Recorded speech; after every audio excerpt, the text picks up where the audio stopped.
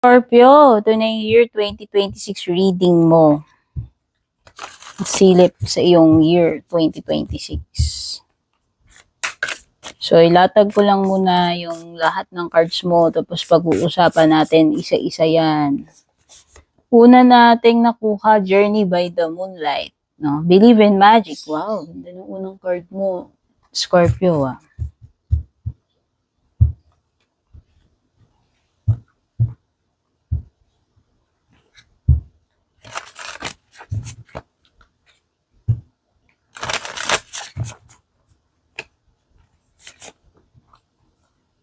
Your commitment is being tested. First quarter moon.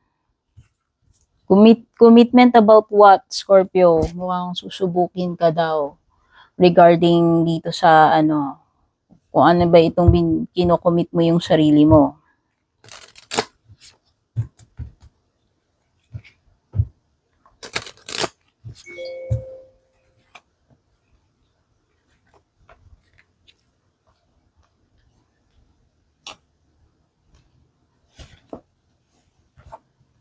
Oh, sexuality parang kay Libra, ganito.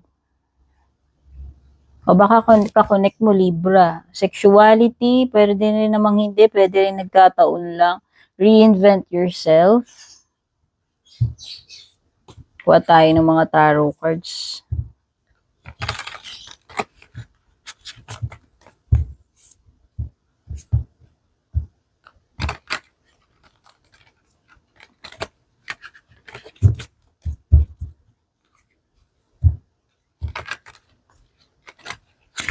Ooh. Ano yan? Labas yung Three of Swords para sa'yo. Scorpio, ano to? Meron bang masasaktan dito? Babalik ko yan ha. Labas yan ng labas eh. Ang kulit eh. Kukulitan ako eh. Maka talagang para sa'yo yung Three of Swords na yun.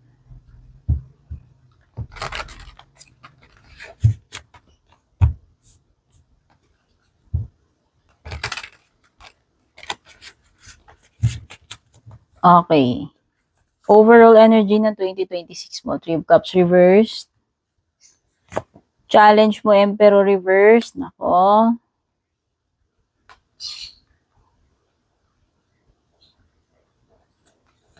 Good stuff. Ano yung magandang pwedeng mangyari? Good news, you have Page of Wands reversed. Career, financial, kabuhayan, you have Justice card. Upright yan. At sa love life mo, you have King of Cups. So, unexpected, you have King of Wands. So, very passionate indeed. Dito pa lang, militaw na.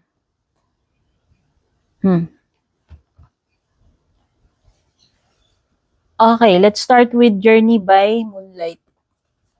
No?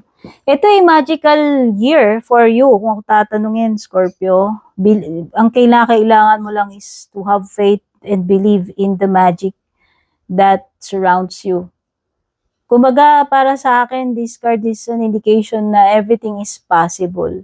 Anything is possible. Anything is possible. Basta naniniwala ka. Merong something magical eh. Merong something magical about this year for you, Scorpio, na magme-make ng wonders. Basta naniniwala ka. And syempre, importante, realistic tayo. Basta nag-e-effort ka. Syempre, hindi ka lang aasa sa magic, no? Pero para sa akin, itong 2026 ay magical year para sa iyo. Kaya gawin mo yung mga gusto mong gawin, dapat mong gawin, no? Mag-take action ka. Kasi para sa akin, this is yung card na nagsasabi na walang imposible, achievable, and susuportahan ka eh. Merong some kind of divine or magical support para sa iyo.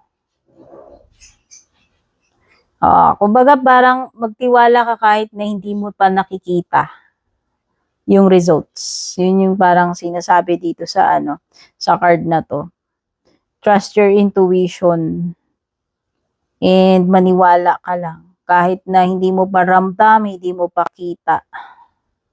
Kasi nga, 'di ba? Sabi ko nga magical 'yan. Suportado ka eh.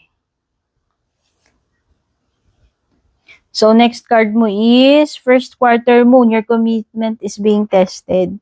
Ito ay card ng pagsubok.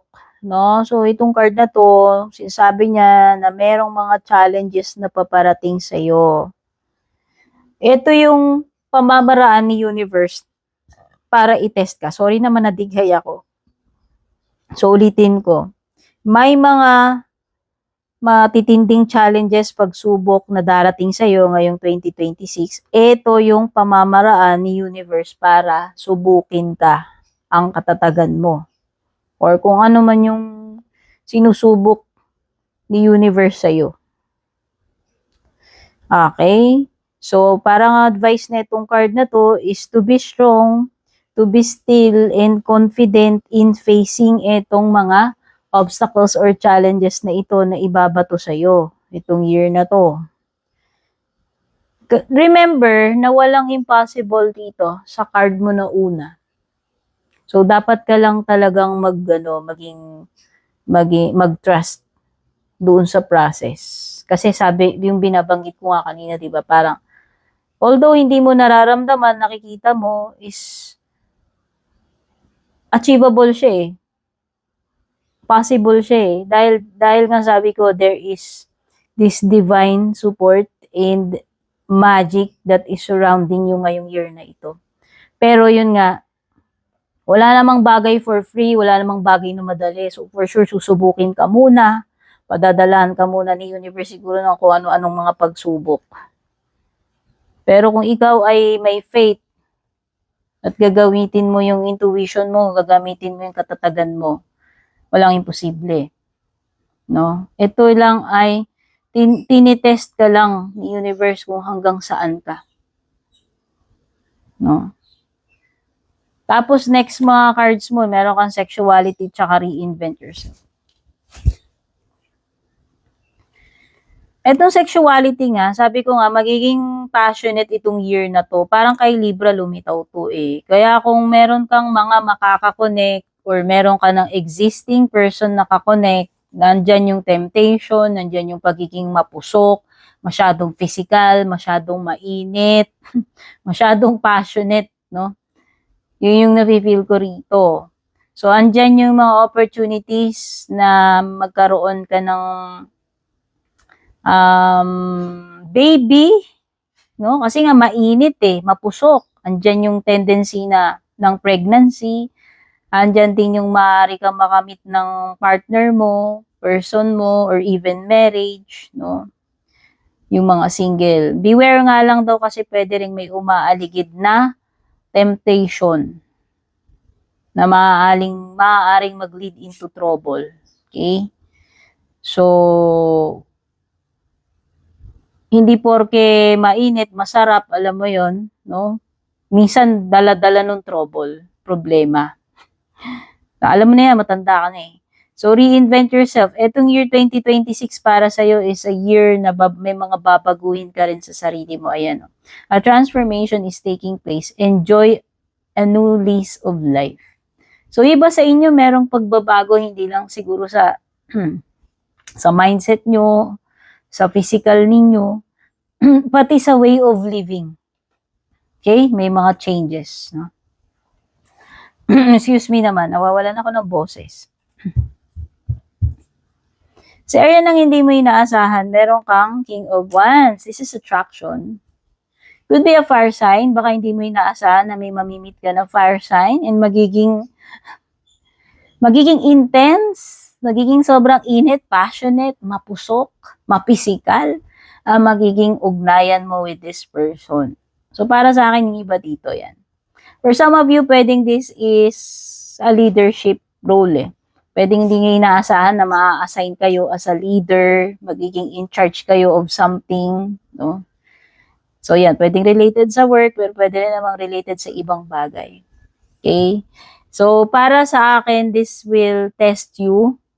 Parang yun, isa yun sa part ng test mo, kung gaano ka ka-abilidad, kung gaano ka ka-confident sa sarili mo, para i-handle itong task na to, responsibility, or whatever na maa-assign ka rito eh. Parang yun yung isa doon. Okay? So, yung mga signs, by the way, na lumilitaw dito. So, may mga water, Cancer, Scorpio, Pisces, specific dito sa fire. no? Pwedeng merong strong fire sign, which is Aries. Tapos may strong air sign, si Libra.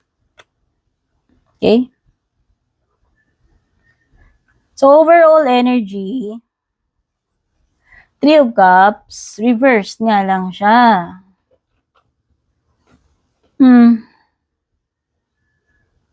I think may mga yung iba dito ang susubukin sa inyo is yung samahan. Oo, nafe-feel ko dito susubukin yung katatagan eh. Katatagan, teamwork, partnership, samahan, whether ito ay sa family, sa friendship, sa romantic side mo. Susubukin yung relationships mo, Scorpio. May mga bagay dito na magkakaroon ng parang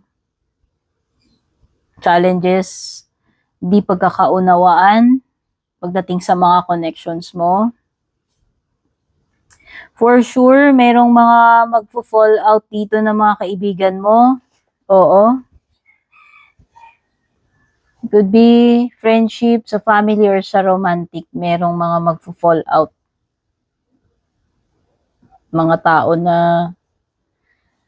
alam mo yon, hindi mag-work yung connections mo with them. So, parang, may parang merong some kind ng pagbabawas. Like kung meron kang mga friend na tatanggalin mo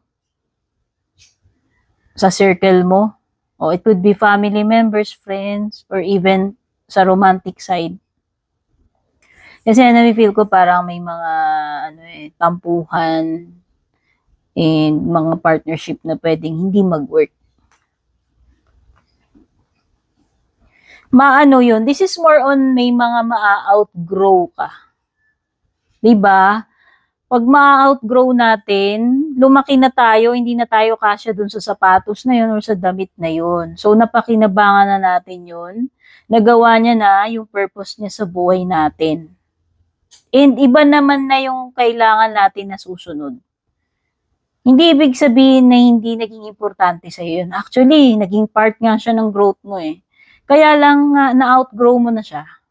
Na-learn mo na yung mga dapat mong ma-learn doon, and it's time na sa iba naman siya mapunta.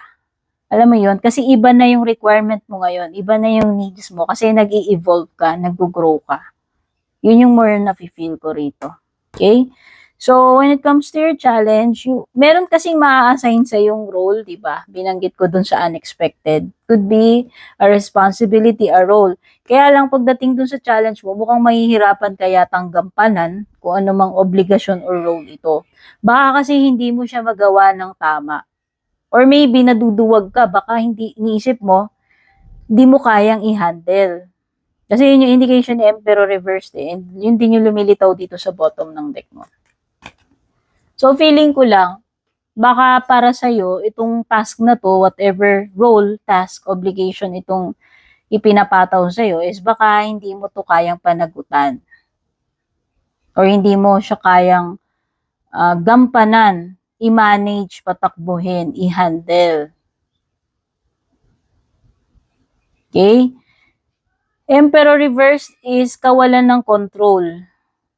Instead na kaya mong gawin, parang hindi ka capable. Alam mo yun? Or maybe feeling small, baka naman more of mindset mo lang yan. So yun, dapat may i-workout dito sa challenge mo, no? Pero if you're dealing with a person, pwedeng ikaw yan na pinapatungkulan dyan na hindi mo kaya yung responsibility, whatever it is, or yung person na nakaka-deal mo, maybe you're dealing with someone who is nandun sa position, someone like a father figure, whether ikaw yun yung person na nakaka-deal mo, kasi Emperor is also related to pagiging head ng family or pagiging boss, kasi siya yung nandun sa position eh. Siya yung in charge. So, itong person na to, maybe this person is using his pribileyo o yung kapangyarihan niya dahil lang nasa position siya para i-manipulate yung mga tao sa paligid niya or yung situation. Or maybe you're just dealing with someone who is a loser na talagang hindi niya kayang mag-handle ng responsibility. Yun lang yun. So, kung tatay to, isang tatay na pabaya. Oo. Kung boss siya, hindi niya na ma-manage ng tama yung mga nasasakupan niya. Hindi siya deserving doon sa position niya, sa title niya. Yun yun. Or maybe abusive siya, manipulative, controlling, kung person yan, or boss. So, sa good stuff naman, good news. So, sa tingin ko, meron ditong blessing in disguise for you. Maybe there's an opportunity rin with the Page of Wands. Although, maaaring sabihin na natin na meron lang delay dito when it comes to something na inihintay mo, ine-expect mo. Pero darating at darating pa rin yan. Siguro hindi lang siya kagaya nung inaasahan mo, pero blessing in disguise pa rin kung tatanungin itong Page of Wands mo para sa akin. Ipagpapasalamat mo pa rin kahit hindi siya yung ine-expect mo, inaasahan mo. Okay? Para sa akin, good pa rin ito kaysa sa wala. Yun lang yung siguro yun, yung dapat na ma-appreciate dyan. Ngayon, when it comes to career, kaperahan, kabuhayan mo, you have justice. Mukhang fair lang naman. Kasi justice upright ito. Patas lang, Scorpio. Mukhang hindi ka naman argabyado. Tama lang para sa pangangailangan mo. Yun lang yung nasa-sense ko rito sa justice, no? Balanse lang, yun. Balanse when it comes to sa mga gagawin mo, trabaho, and even sa pera. Okay? Kumbaga, hindi ka argabyado dyan eh. Sapat lang. Tama lang, balanse lang. So, sa love life mo naman, you have Queen of Cups. This is someone na merong feelings. Actually, this is feelings na nag-develop na. So, whether ang energy na to ay tumutukoy dun sa person mo or sa'yo, this is yung feeling na hindi siya yung nasa pa lang, nagsisimula eh. This is something na nag-grow na talaga yung feelings. Lumalalim na eh. Papunta na doon sa malalim ito eh. Actually, nag-grow na nga yung feelings na itong person na to or nag-grow na yung feeling mo sa kanya. Kung vice versa, kung sino man yung tinutukoy dito. This person is importante ka sa kanya kung yung person mo yung tinutukoy or kung ikaw ito. Malalim ang feelings nito, yun lang yung masasabi ko. May masasabi nating may love talaga, may care, and malalim, seryoso. Okay? So, yan yung mga na-pick up ko sa reading mo. Take care. God bless. Babush.